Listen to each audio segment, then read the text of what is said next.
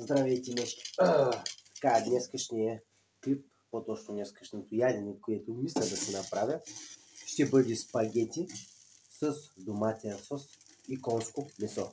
Така, първо си оставихме телефона. Така, сега, господин Тиган и тенджерата с вода, разбира се. Доматен сок. Защото Симеон ми беше казал, че ако сложа още един път кетчуп на спагетите, ще ме отрепи. Така. Това са от на баба домашните домати. Майко, мога да ги изпия без да са такова. Сипвам ги в тигана. Така, слагам.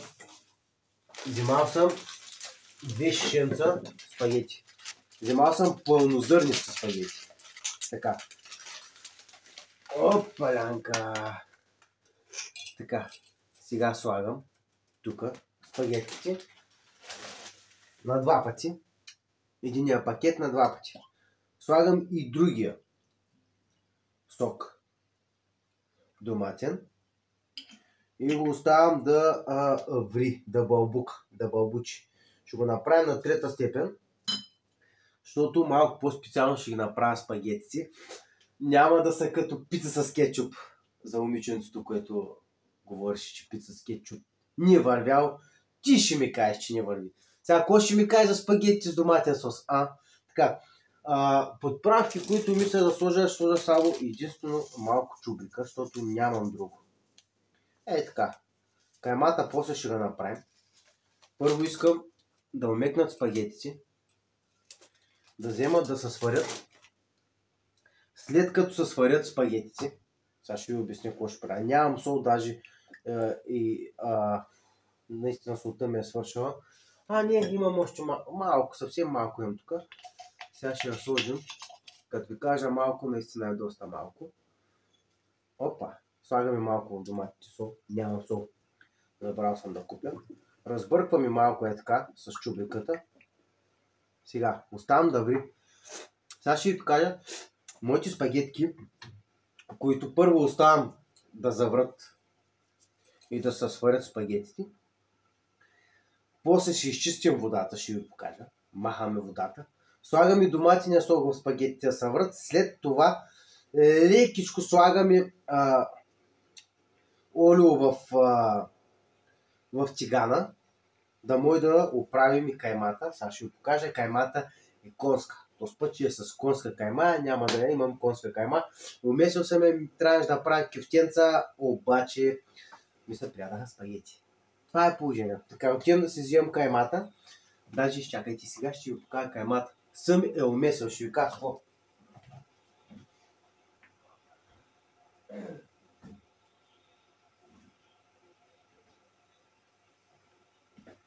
Така, каймата дали съм я затворил с фолио. Съм я умесил с малко чуприка, черен пипер, сложил съм и червен пипер. Така. Тук ще става страхотия. Направо, ето доматите почнаха. Значи оставил съм ги да поврат на 3-та степен, да може да се изпари така, деца вика, да стане малко по-гъстичко. А пък и не искам да е много от сега, защото все пак, ако почне от сега да ври много, ще се изпари прекалено рано и като сложа спагетите няма много хубаво да поема, защото после ще сложа малко и каймата вътре в самите спагети. След като леко я запържа, запика, не знам, защото сложа много малко олио, по принцип нямам пържено. И не само заради тренировки и така нататък, че е заради гастрита, защото имаме гастрит и трябва малко да се пазим. Така, след като се позапържи, поизпече, не знам как се води, сипваме в доматения сок с спагетките, оставяме за малко да побълбука, да му е хубаво да попи и после сипваме ги в купата и ще ви кажа за какво става въпрос. Така, оставям защото сега няма да чакате тук да ври, той стане всичко бързо. Спагетите взеха да омекват. После само слагаме капака отгоре да стане по-бързо всичко. И работата заспива. Така. Ай, пичуи, мечки и там, който гледа. Ох, котю, се надявам с спагети. Ай, после ще се видим след малко. Ето доматките. Хоп. От време на време по разбъркване на втора степен. Така. Спагетките. Ай, къде е кремичката? Чака си нейния ред. И така. Така, мечки, дойде време да сложим доматения сок в тази тенджера, където са спагетите. Така. Така. И да оставим малко да побълбука. Цак, цак. Сега, тук слагаме каймата. Така. Слагаме на по-горещия котлон, разбира се. Слагаме малко олиоци. Съвсем малко. Колкото да покрие малко дъното.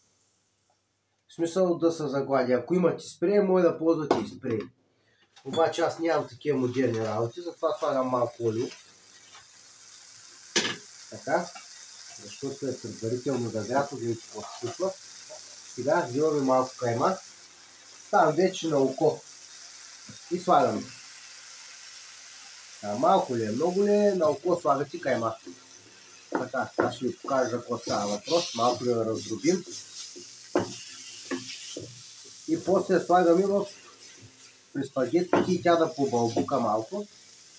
Даже спагетите така лекичко ще ги затворим. Да побълбука. На 3. Така, да го раздробим. Сега ще ви покажа за какво става въпрос. Сега ето е каймата, тя става бързо коската. Е така си я натрупате, правите си я. Така има малко доматки, тъмън, още по-добре. И леко да се запече, да пържва, пече нещо от сорта става. Тук сме оставили доматките с спагетите. И после сложим и каймата там. Така. Така. Запържваме, запичваме там, като искат така да се води.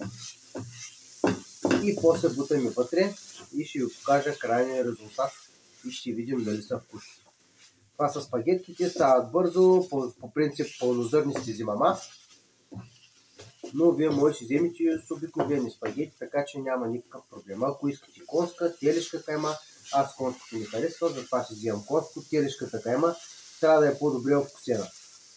Тук съвсем малко сол съм сложил, аз по принцип ям и безсолно, така че да, разбъркваме хубаво спагетките, оставяме малко да побълбуква, деца вика.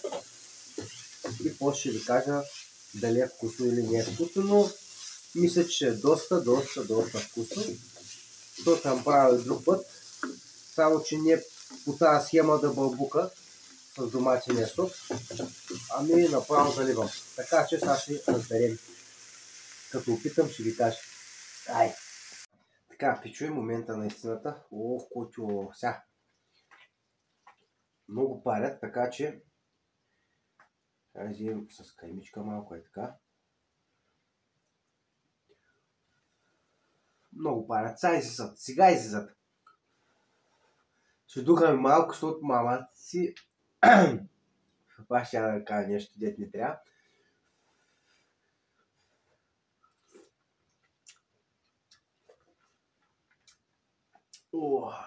Баба домашно ще човек.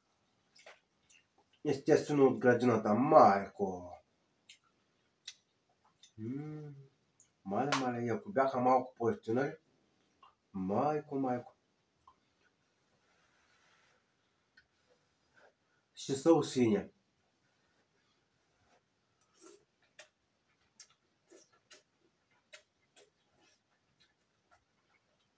Чуса. Особено като се побълбукат малко сега. Още по-хубаво да станат. Направете около 100 грама. 2 шишенца такива домати. Ако е по възможност домашни. Слагате.